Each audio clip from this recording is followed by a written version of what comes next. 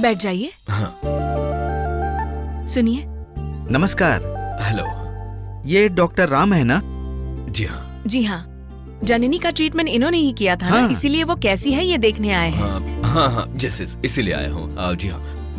तो फिर कहाँ है जननी और देवसेना जी? वो दोनों कहाँ जाती है, क्या करती है, किसे पता। हमें भी कुछ नहीं बताती। जननी, डॉक्टर आए हैं, आओ बेटी।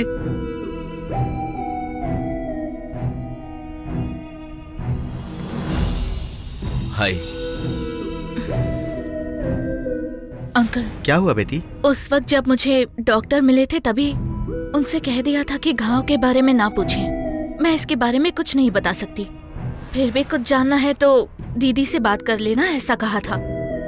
फिर भी ये मुझे ढूंढते हुए घर तक आ गए, इसका मतलब मुझे समझ नहीं आया। देखिए जननी जी, आई एम ट्रू प्रोफेशनल। मैंने अपने करियर में ऐसे बहुत सारे केसेस देखे। कई लाखों लोग इन जले हुए घाव से तकलीफ में हैं। आपने जो यूज किया है, कोई घर की चीज या फिर जड़ी बूटी है, वो मुझे बताइए। इस वजह से पूरी सोसाइटी पर आपका एहसान होगा, प्लीज। देखिए डॉक्टर, हमें इतना बड़ा फॉर्मूला बनाने का कोई ज्ञान नहीं है। हमने कोई दवा भी नहीं बनाई है और उसका उपयोग भी नहीं किया है। देखिए डॉक्टर, आप मुझसे जितनी बार भी पूछेंगे मेरा जवाब वही होने वाला है। हमने कुल देवता को भोग लगाया और घाव चले गए। ये बात मेडिकल साइंस नहीं समझेगा, पर ये सच है। आप चाहे तो बस इसे एक मेडिकल मिरेकल कह सकते हैं। अंकल, मुझे कॉलेज जाने के लिए देर हो रही है, मैं चलती हूँ। ठीक है बेटी। ठीक है, अब मैं चलता हूँ। हाँ चलिए डॉक्टर।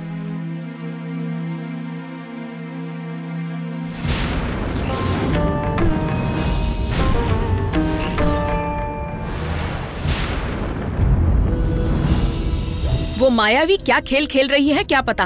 उसे क्यों नहीं बता देते? विलासिनी, जिंदा रहने के लिए खाना खाना चाहिए, नहीं तो पेट खराब हो जाता है। जितना जरूरी है उतना ही जानना चाहिए।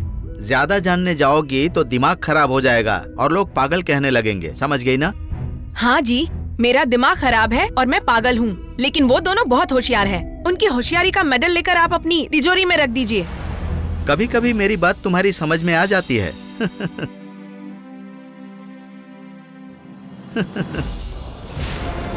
तारामंडल में बसे हुए वो ऋषि कश्यप, अत्रि और वशिष्ठ बिल्कुल शांत स्वभाव के थे।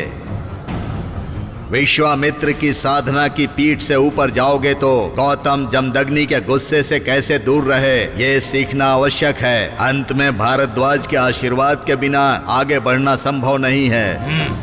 ऋषि लोग आएंगे पिताजी। वो सभी ब्रह्म ऋषि हैं और वो सब तारामंडल में बस गए हैं, इसीलिए आकाश के वो नक्षत्र बन गए हैं। नक्षत्र बनकर वो हमें रास्ता दिखाते हैं और आगे का रास्ता हमें वही दिखाएंगे। इतने घने कोहरे के बीच आकाश में कौन सा नक्षत्र दिखाई दे रहा है पिताजी? ऋषियों के लिए शिष्टाचार बहुत आवश्यक होता है बेटे। केवल भक्ति ही नहीं, शिष्टाचार से ही उन्हें प्रसन्न किया जा सकता है। ध्यान लगाकर अपने अंदर प्रतिभा जगाओ और उन सप्त ऋषियों को याद करो। जैसा आप कहें।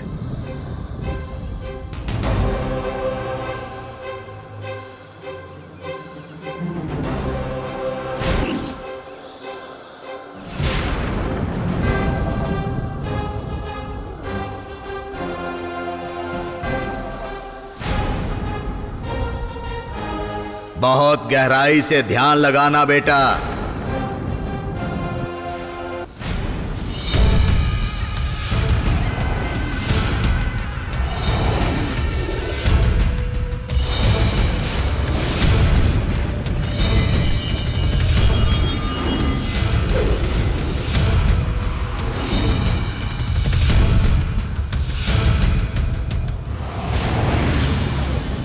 देखो बेटा, वो सप्तऋषि पत्थर का नाग बनकर हमें किस दिशा में जाना चाहिए रास्ता दिखा रहे हैं।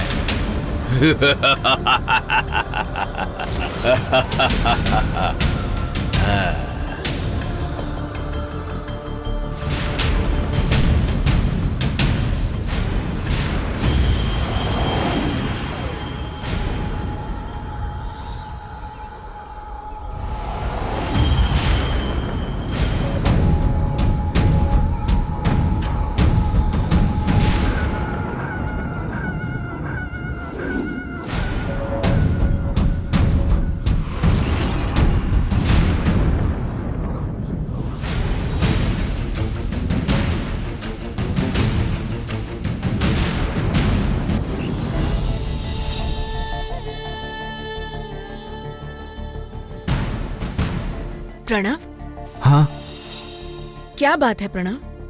कुछ दिनों से घर में कुछ अजीब सा चल रहा है, क्या बात है? कल मैं तो कॉलेज निकल गई थी, वापस आई तो घर में कुछ बहस हो रही थी। Any problem? कुछ नहीं मैम। कल जिस तरह बात कर रहा था वो सब याद करके मुझे अपने आप पर ही शर्म आ रही है। इस घर में सबको कैसे अपनी शक्ल दिखाऊं ये समझ नहीं आ रहा है। प्रणव, लाइफ में इमोशंस को बैलेंस करना सीख लेना चाहिए, and that's the beauty of life.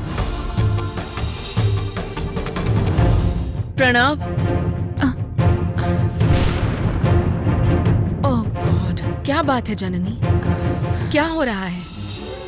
Pranav इतना दुखी क्यों है? भगवान के लिए इस बारे में कुछ मत पूछिए। रिश्तों से भरोसा ही उठ गया है। कभी तो लगता है कि हम जी ही क्यों रहे हैं। जननी, समस्याएं हर किसी की होती है, उसके लिए तुम इतना दुखी मत हो। जो हो गया उसे भूल जाओ। बार बार उसी के बारे में सोचने से वो बदल तो नहीं सकता ना। बस एक दिन में तुम्हारा चेहरा कितना मुरझा गया है। जब देखो तब हंसते खेलते रहने वाली जननी कहाँ है और ये जननी कहाँ?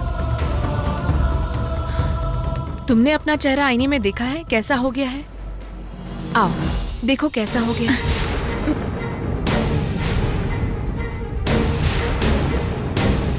आओ देखो तो जरा तुम्हारी शक्ल कैसी हो गई है। देखो जननी।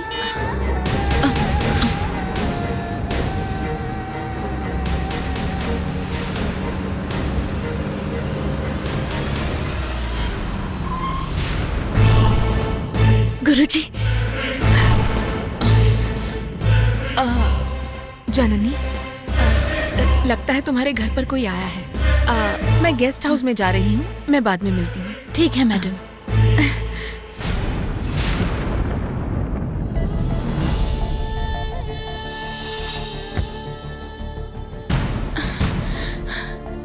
गुरुजी। अरे क्या हुआ बेटी? तुम इतनी घबराई हुई क्यों हो? वो घर में कुछ अजीब सा चल रहा है। आजकल सब कुछ अजीब हो रहा है। अच्छा। देखो बेटी, तुमने फोन पर क्या कहा था मैं समझ नहीं पाया, लेकिन मुझे लगा